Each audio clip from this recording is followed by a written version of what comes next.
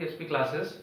आज हम class 10 exercise 3.3 पढ़ने जा रहे हैं। ठीक है बच्चों, एक्सरसाइज शुरू करने से पहले सब्स्टिट्यूशन मेथड की बात कर लेते हैं। यहाँ पे जो है अलजेब्रिक जो हमारी इक्वेशन होती है, लीनियर इक्वेशन, उसे सॉल्व करने के 3 मेथड है: सब्स्टिट्यूशन मेथड, एलिमिनेशन मेथड और क्रॉस मल्टीप्लिकेशन मेथड। क्योंकि ये मेथड एक्सरसाइज वाइज दे रखे हैं तो मैं इसलिए इनको एक साथ नहीं बता रहा, ठीक है, कि अलग से इंट्रोडक्शन वीडियो बनाऊं फिर देन एक्सरसाइज कराएं। तो मैं क्या कर रहा हूं कि जैसे एक्सरसाइज में दे रखा है उसी हिसाब से हम चल रहे हैं कि इस एक्सरसाइज में हमें सब्स्टिट्यूशन मेथड से करना है। तो अभी हम सिर्फ सब्स्टिट्यूशन मेथड ही सीख रहे हैं, वो भी पहले क्वेश्चन में, कोई अलग से वीडियो की कोई जरूरत नहीं है।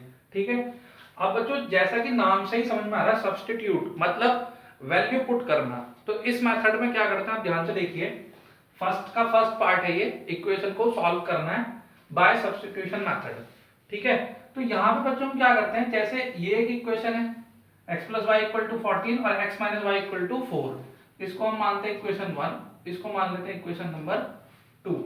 ठीक है, तो हम क्या करते हैं यहाँ से, या तो इस इक्वेशन से x की वैल्यू y के टर्म में निकाल लो या y की वैल्यू x के टर्म में निकाल लो, जैसा सुटेबल लगे वैसा कर सकते हैं। अब देखना, तो मैं बच्चों इक्वेशन 2 को ले रहा हूं, ये थोड़ा ज्यादा आसान है। तो अब आप देखिए, जैसे माइनस का y है तो ये माइनस का y उधर जाके क्या हो जाएगा, प्लस का। तो ये बना बच्चों y प्लस 4, यानी कि x की वैल्यू y के टर्म में आ गई। ठीक है ना। अब क्या करेंगे, जिस इक्वेशन से ये वैल्यू बनाई है हमने, ठीक है, उसमें इसको पुट नहीं करना है, उसके अदर वाली इक्वेशन में पुट करना है। आपने ये x की वैल्यू किससे निकाली है, इक्वेशन नंबर 2 से। ठीक है, तो आप ये वैल्यू किसमें पुट करेंगे, इक्वेशन नंबर 1 में। यहाँ पे लिखते हैं put the value of x in equation 1। ठीक है बच्चों, तो अब क्या कर रहे हैं कि ये x की जगह y प्लस 4 लिखेंगे, कहां पर, इक्वेशन नंबर 1 में। अब ध्यान से देखना, x की जगह लिख दिया y प्लस 4 और प्लस का y बच्चों पहले से ही मौजूद है यहाँ पर। ठीक है, इक्वल टू 14। अब पूरी इक्वेशन एक ही वेरिएबल में है, y में, तो यहां से y की वैल्यू आ जाएगी, y plus Y 2y plus 4 equal to 14, 2y equal to 14 minus 4, 2y equal to 10, then y equal to 10 upon 2, ये आ गया बच्चों 5। एक आंसर आपका आ गया। ठीक है, अब ये जो y की वैल्यू आई है, आप या तो इक्वेशन 1 में पुट कर दो या 2 में पुट कर दो, या ये जो आपने ये x की वैल्यू निकाली है इसमें पुट कर दो। ठीक है, वो किसी में भी रख सकते हो। तो सपोज करो आप 2 में रख रहे हो, put y equal to 5 in equation 2। ठीक है बच्चों, x माइनस वाई की जगह क्या लिखोगे, 5 इक्वल टू 4, तो x इक्वल टू ये माइनस 5 उधर जाके प्लस हो जाएगा, तो देन x इक्वल टू 9। तो ये बच्चों दो वैल्यू हमारी आ गई। इसको हम बोलते हैं सब्स्टिट्यूशन मेथड। ठीक है, समझ में आया आपको, ये बहुत आसान है ना।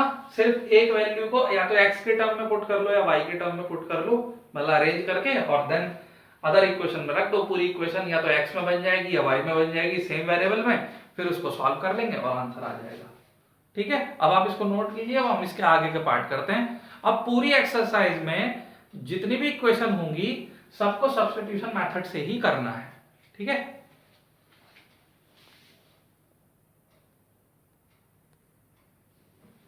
सेकंड क्वेश्चन देखो बच्चों, s minus T equal to 3, s upon 3 plus T by 2 equal to 6। तो बच्चों देखो, ये हमें तो खुद ही जज करना होगा कि वैल्यू निकालना इससे आसान है या इससे आसान है। तो आप देख लो ना, इससे ज्यादा आसान है भाई। s की वैल्यू यहां रखो, t को उधर पहुंचा दो, तो 3 प्लस टी हो जाएगा। सही है, अब ये s की वैल्यू आप इसको 1 मानते हो, इसको 2 मानते हो। ठीक है, ये s की वैल्यू आपने इस इक्वेशन से निकाली है, तो इसमें पुट नहीं होगी, किसमें होगी, सेकंड इक्वेशन में। ठीक है, तो put the value of s in equation 2। तो जहां जहां इसमें s है एक ही जगह है, वहां पे आप क्या लिखेंगे, 3 प्लस टी। ये देखो बच्चों ध्यान से, 3 plus T upon 3 T upon 2 equal to 6। ठीक है, अब ये कैसी इक्वेशन लग रही है, जैसी 8th क्लास में पढ़ते थे, अब तो 10th में आ गए। ठीक है, कैसे सॉल्व करते हैं, एलसीएम लेते हैं। 6 एलसीएम आएगा। फिर क्या करते हैं, डिनोमिनेटर से इसको डिवाइड करते हैं, तो 3 2 जा 6 कितना है 2, 2 से ऊपर वाले नंबर को मल्टीप्लाई करते हैं। हालांकि मुझे बताना नहीं चाहिए, लेकिन फिर भी कुछ बच्चों को डाउट रहता है, इसलिए मैं बता दे रहा हूँ। फिर 6 को 2 से डिवाइड करेंगे तो 2 3 जा 6, 3 आया, 3 की t से करेंगे तो 3t आ गया। ठीक है बच्चों, इक्वल टू 6। फिर क्या करते हैं, इसके अंदर मल्टीप्लाई कर दो, 2 3 जा 6, 2t 3t, क्रॉस मल्टीप्लाई होगी 6 इंटू 6 36, 3t और 2t हो गया बच्चों 5t, 6 को उधर पहुंचा दो। ठीक है, ये लाइन ऐसे खींच देते हैं, 5t इक्वल टू बच्चों हो गया 30, तो t बराबर हो गया 30/5 इक्वल टू 6। एक आंसर आ गया। अब क्या करना है, ये t की वैल्यू उठा के इक्वेशन नंबर 1 में पुट कर दो। Put t equal to 6 in equation 1, तो s minus 6 equal to 3, x equal to 3 plus 6 equal to 9। तो s की वैल्यू आ गई बच्चों 9, t की वैल्यू आ गई 6। आसान है बिल्कुल, नोट कीजिए इसको। नेक्स्ट करते हैं,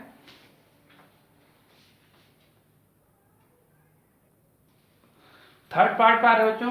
ये देखो 3x minus Y equal to 3, 9x minus 3y equal to 9।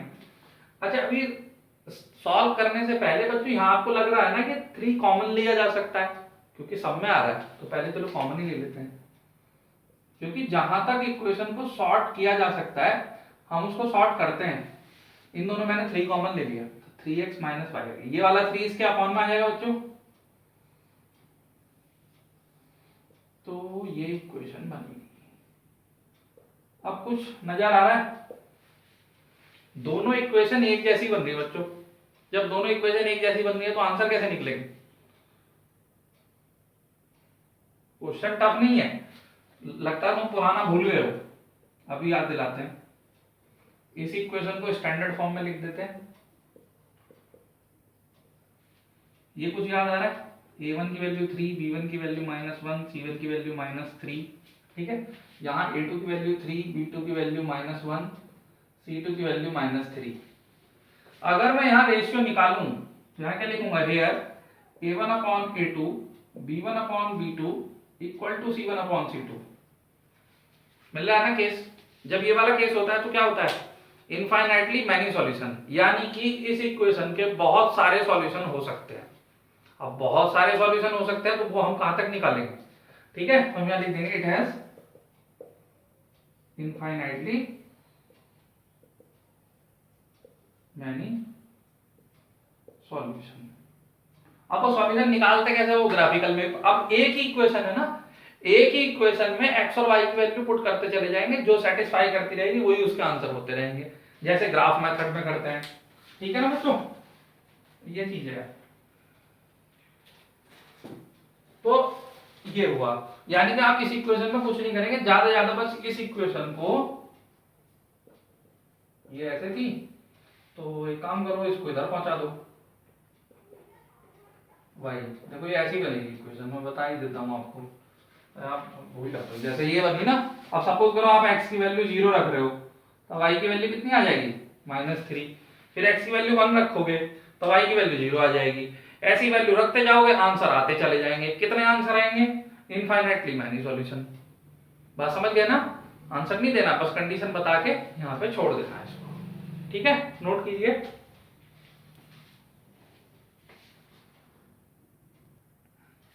Fourth part पे आ रहे हैं बच्चों, ये देख रहे हो आप, इसमें इक्वेशन जो है ना डेसिमल में बनी हुई है।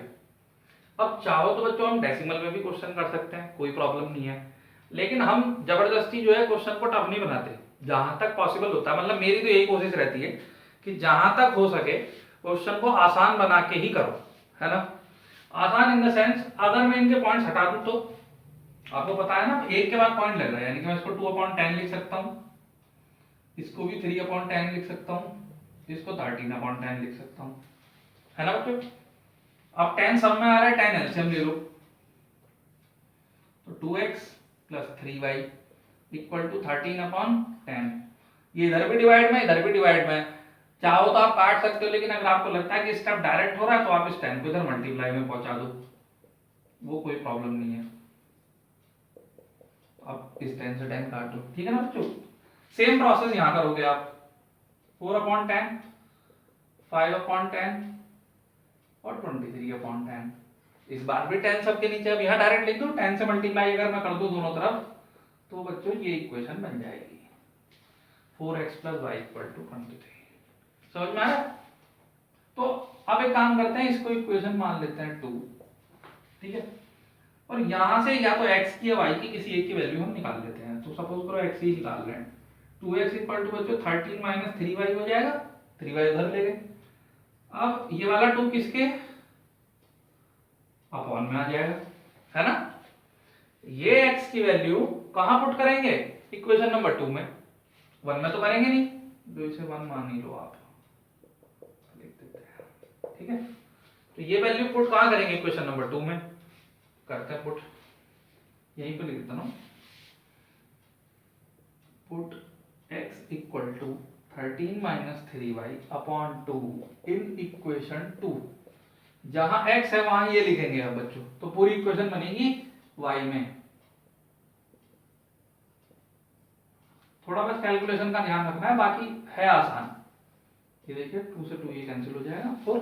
अब इस 2 के अंदर मल्टीप्लाई होगी 26, 6y, 5y, 23, ठीक है।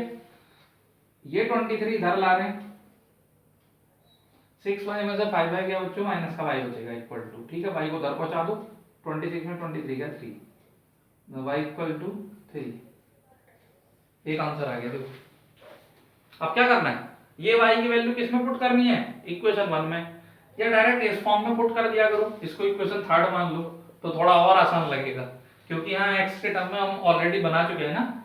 यहाँ पे लिख रहे हैं जैसे पुट y = 3 इन इक्वेशन 3, तो डायरेक्ट x की वैल्यू आएगी बिना किसी प्रॉब्लम के।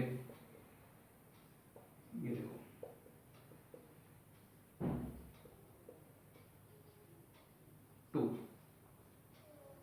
नोट करो बच्चों इसको, x की वैल्यू 2 आ गई, y की वैल्यू 3 आ गई।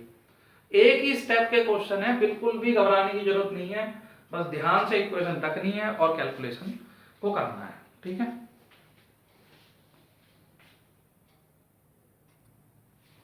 फिफ्थ क्वेश्चन देख रहे हैं बच्चों, ये देख लो आप, इसमें ना स्क्वायर रूट लगा हुआ है, तो स्क्वायर रूट होने से ऐसा नहीं है कि क्वेश्चन थोड़ा सा टफ हो गया, बस थोड़ा सा स्टेप हमारे वही रहेंगे, है ना, कि x के टर्म में वैल्यू या y के टर्म में वैल्यू। लेकिन आप एक चीज ना पहले यहाँ देख लेते हैं, जैसे √8y आ रहा है, तो हमें पता है कि √8 की वैल्यू को थोड़ा मैनिपुलेट किया जा सकता है। कैसे, ये मैं साइड बता देता हूँ रफ में ना। √8 को बच्चों ऐसे लिख सकते हैं 2 × 2 × 2, है ना, और स्क्वायर रूट में 2 के पेयर बनते हैं, तो 2√2 हो गया, ठीक है। तो इसकी जगह पहले लिख लेते हैं इसको, तो जहां तक पॉसिबिलिटी होती है पहले उसको थोड़ा सॉल्व ही करते हैं, ठीक है। देखो इक्वेशन थोड़ी सी रिड्यूस हो गई। अब यहां से हम इसको इधर ले जाते हैं, 2√2y, ये √3 बच्चों अपॉन में आ जाएगा, इसमें तो कोई प्रॉब्लम नहीं है, ठीक है ना। इसे आप मान लो कि इक्वेशन 1, इसको मान लो 2 और इसको मान लो 3, कुछ भी मान सकते हो। अब ये x की जो वैल्यू है आपने इस इक्वेशन से निकाली है, रखेंगे किस इक्वेशन में, फर्स्ट वाली में रखते हैं, put x value of x लिख लो, put value of x in equation 1। अब देखो बच्चों वैल्यू रखेंगे ना तो थोड़ा ध्यान देना, √2 इंटू जहां x है ये पूरी वैल्यू आएगी,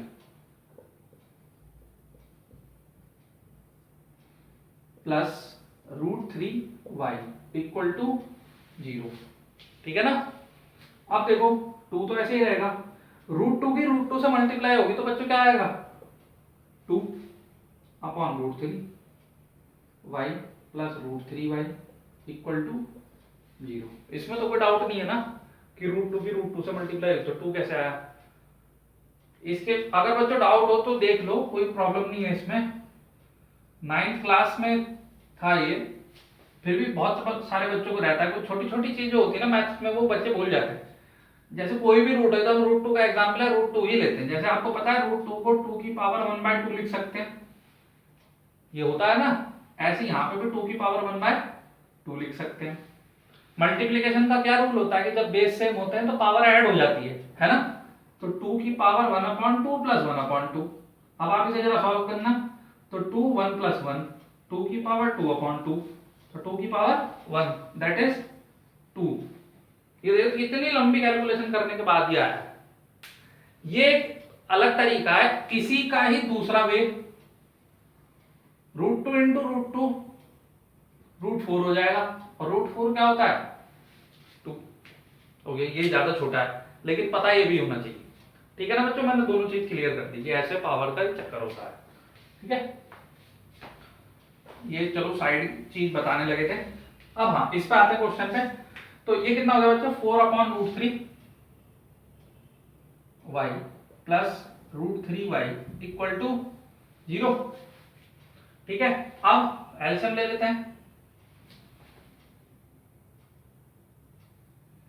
तो √3 1 4y हो गया ऊपर। अब 1 से मतलब √3 को 1 से डिवाइड कर रहे हैं तो √3 आएगा, और √3 की √3 से मल्टीप्लाई होगी तो कितना आएगा 3 इक्वल टू 0। सही, √3 की इधर जाके मल्टीप्लाई कितना हो गया बच्चों 0। तो y कितना हो गया 0/7। 0/7 क्या होता है 0। इसमें तो डाउट नहीं है ना किसी को। अब y की वैल्यू 0 आ गई, पुट किस में करोगे इक्वेशन 3 में। देखो x की वैल्यू भी आ जाएगी आपकी। तो x भी कितना आ गया 0, y कितना आ गया 0। ठीक है बच्चों, ये आ गया आंसर। ठीक है, नोट कीजिए इसको, अगला करते हैं।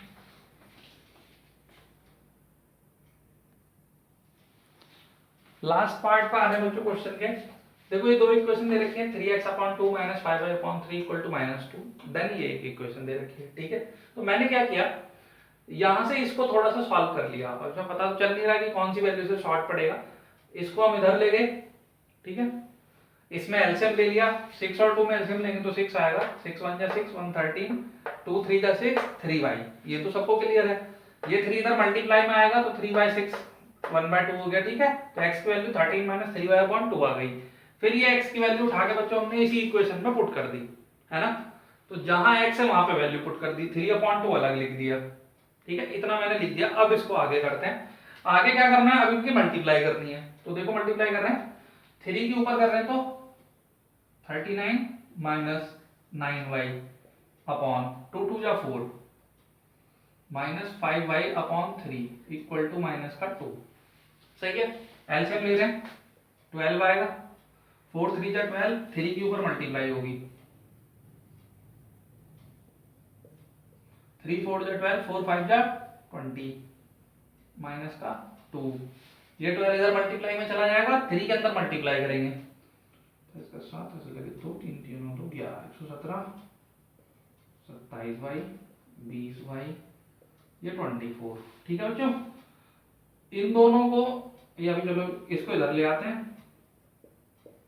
और ये कितना हो जाएगा 47y इक्वल टू 0। ये कितना हो जाएगा, एक सेकेंड, 141, और ये इसके अपॉन में आ जाएगा। सही है, ये बच्चों 3 टाइम्स चला जाएगा तो y की वैल्यू कितनी आ गई 3। एक आंसर आ गया।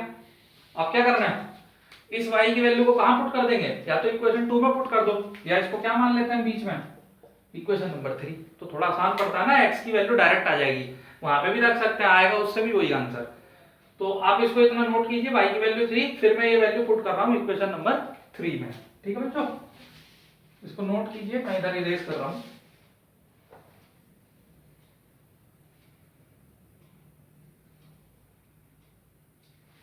देखो, तो put y equal to 3 in equation 3। तो देखो x की वैल्यू निकाल लें, 13 - 3 इंटू 3/2, 13 - 9/2, 4/2, 2। x की वैल्यू 2 आ गई बच्चों, y की वैल्यू 3 आ गई। ठीक है, तो ये फर्स्ट क्वेश्चन के सारे पार्ट्स हो चुके हैं। ठीक है, आपको समझ में आए होंगे बच्चों, समझ में आए हो तो वीडियो को लाइक कर देना और अपने फ्रेंड के साथ जो वीडियो को शेयर कर लेना। ठीक है, आज की क्लास को एंड करते हैं, मिलेंगे नेक्स्ट क्लास में, तब तक पढ़ते रहिए, खुश रहिए।